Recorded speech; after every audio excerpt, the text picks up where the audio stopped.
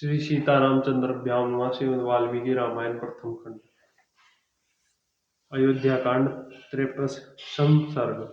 श्री राम का राजाओं का उपालंब देते हुए कैकेयी से कौशल्या आदि के अनिष्ट की आशंका बताकर लक्ष्मण को अयोध्या लौटने के लिए प्रयत्न करना, लक्ष्मण का श्री राम के बिना अपना जीवन असंभव बताकर वहां जाने से इनकार करना, फिर श्री राम का उन्हें वनवास की अनुमति देना, उस वृक्ष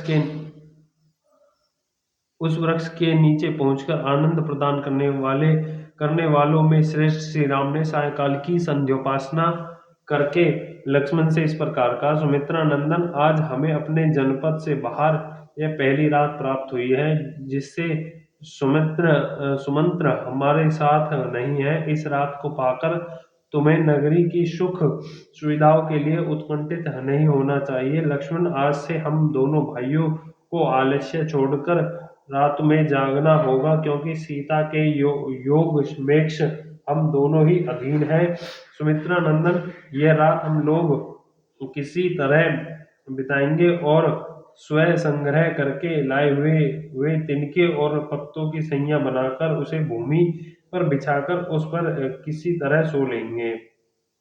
जो बहुमूल्य सैया पर सोने के योग्य थे, वे श्री राम भूमि पर ही बैठकर सुमित्रा कुमार लक्ष्मण से शुभ बातें करने लगे। लक्ष्मण, आज महाराज निश्चय ही बड़े दुखी से सो रहे होंगे, परंतु कैकेयी की सफल मनोरथ होने के कारण बहुत संतुष्टि होगी। कहीं कहीं ऐसा न हो कि रानी कैकेयी भरत को आया हुआ देखकर राज्य के लिए महाराज को प्राणों से भी वियुक्त कर दे। महाराज का कोई रक्षक न होने के कारण वे इस समय अनाथ है, बूढ़े हैं और उन्हें मेरे वियोग का सामना करना पड़ रहा है। अपनी कामना मन में ही रह गई तथा वे कैकेयी के वश में पड़ गए। ऐसी दशा में वे बेचारे अपनी रक्षा के लिए क्या करेंगे।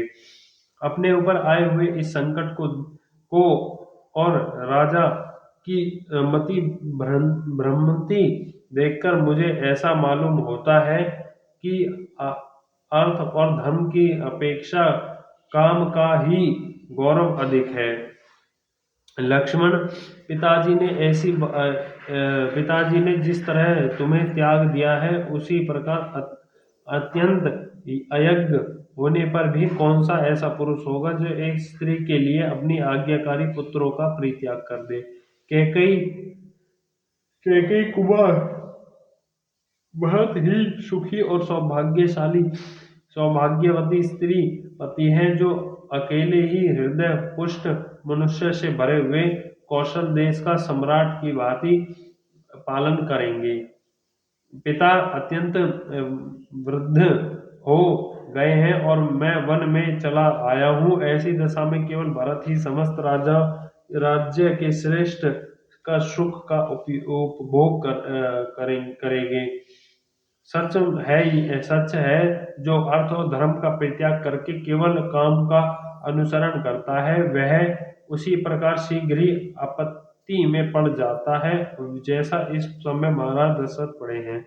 सौम्य, मैं समझता हूँ कि महाराज दशरथ के प्राणों का अंत करने मुझे देश निकाला देने और भरत को राज्य दिलाने के लिए ही कैकेयी इस राजभवन में आई है। इस समय भी सौभाग्य के मद से मोहित हुए कैकेयी मेरे कारण कौशल्या और सुमित्रा को कष्ट पहुंचा सकती है। हम लोगों के कारण तुम्हारी माता सुमित्रा को भी बड़े दुख के साथ वहां रहना पड़ेगा। अतएव लक्ष्मण, तुम यहीं से कल प्रातःकाल अयोध्या लौट जाओ। मैं अकेला ही सीता के साथ दंड का वन में जाऊंगा। तुम वहां मेरी असहाय माता कौशल्या के सहायक हो जाओ। धर्मज्ञ लक्ष्मण, कैकेयी के कर्म बड़े खोटे हैं। वह द्वेषवश अन्याय भी कर सकती है, तुम्हारी और मेरी माता को जहर भी दे सकती है। तात सुमित्रा कुमार, निश्चय ही पुनर्जन्म मेरी माता ने कुछ स्त्रियों का उनके पुत्रों से वियोग कराया होगा। उसी पाप का यह पुत्र विछोह पूर्व विछोह रूप से फल आज मुझे प्राप्त हुआ है। मेरी माता ने चिरकाल तक मेरा पालन पोषण किया और स्वयं दुख सहकर मुझे बड़ा किया है। अब जब पुत्र से प्राप्त होने वाले सुख रूपी फल के भोग्य का अवसर आया है, तब मैंने माता कौशल्या को अपने से विलग कर दिया है। मुझे धिक्कार है। सुमित्रा नंदन, कोई भी सौभाग्यवती स्त्री कभी ऐसा पुत्र को जन्म न दे जैसा मैं हूँ, क्योंकि मैं अपनी माता को अनंत शोक दे रहा हूँ। लक्ष्मण, मैं तो ऐसा मानता हूँ कि माता कौशल्या से मुझे अधिक प्रेम है। उनकी पाली हुई यह वह सरिका ही करती है, क्योंकि उनके मुख से माँ को सदा यह बात सुनाई देती है कि तोते, तू शत्रु के पैरों को काट खा, अर्थात हम पालने वाली माता कौशल्या के शत्रु के पांव को चोंच मार दे, एवं पक्षिणी होकर माता का इतना ध्यान रखती है, और मैं उनका पुत्र होकर भी उनके लिए कुछ नहीं कर सकता। शत्रु दमन, जो मेरे लिए शोकमग्न रहती है, मंद भागनी सी हो रही है, और पुत्र का कोई फल न पाने के कारण निपुती सी हो गई है।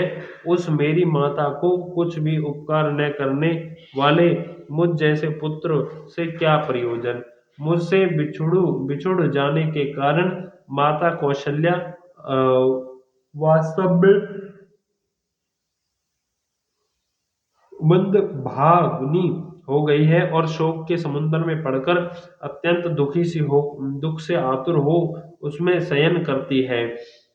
लक्ष्मण, यदि मैं कुपित हो जाऊं तो अपने बाणों द्वारा अकेला ही अयोध्यापुरी तथा समस्त भूमंडल को निष्ठक कर बनाकर अपने अधिकार में कर लूं, परंतु परलौकिक हित साधन में बल पराक्रम कारण नहीं है होता है, इसलिए मैं ऐसा नहीं कर सकता।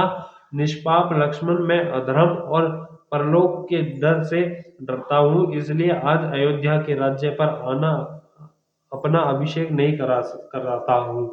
यह तथा और यहाँ तथा और भी बहुत सी बातें कहकर श्री राम ने उस निर्जन वन में करुणाजन विलाप किया। तत्पश्चात वे उस रात में चुपचाप बैठ गए। उस समय अपने मुख पर आंसुओं की धारा बह रही थी और दीनता छा रही थी। विलाप से निपुण होने पर श्री राम ज्वाला रहित अग्नि और वेग शून्य समुद्र के समान शांत प्रतीत होते थे। उस समय लक्ष्मण ने उन्हें आश्वासन देते हुए कहा, अस्त्रधारियों में श्रेष्ठ श्री राम, आपके निकल आने से निश्चय ही आज अयोध्यापुरी चंद्रहीन रात्रि के समान निस्तेज हो गई है। पुरुषोत्तम श्री राम, आप जो इस तरह संताप हो रहे हैं, यह आपके लिए कदापि उचित नहीं है। आप ऐसा करके सीता और मुझको भी खेद में डाल रहे हैं। रघुनंदन, आपके बिना सीता और मैं दोनों दो घड़ी भी जीवित नहीं रह सकते। ठीक उसी तरह जैसे जल से निकली हुई मत्स्य नहीं जीते। शत्रुओं को ताप देने वाले रघुवीर, आपके बिना आज मैं न तो पिता जी को, न भाई शत्रुघ्न को, न माता सुमित्रा और न स्वर्ग लोक को भी देखना चाहता हूँ। तदनंतर वहां बैठे हुए धर्मवत्सल्य सीता और श्री राम ने थोड़ी ही दूर पर वट वृक्ष के नीचे लक्ष्मण द्वारा सुंदर ढंग से निर्मित हुई शैया देखकर उसी का आश्रय लिया, अर्थात वे दोनों वहां जाकर सो गए।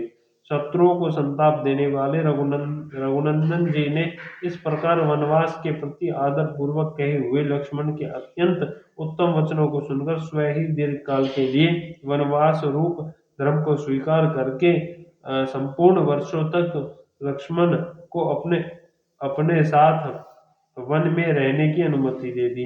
तदनंतर उस समय निर्जन वन में रघुवंशी वृद्धि करने वाले वे दोनों महाबली वीर पर्वत शिखर पर विचरने लगे। दो सिंहों के समान सभी कभी भय और उद्वेगम को नहीं प्राप्त हुए।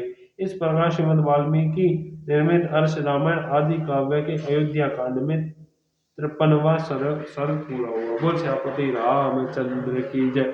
पवन सुत हनुमान जय। लक्ष्मण भाई शत्रुघ्न भगवान की जय। जय श्यामपति रामचंद्र की जय।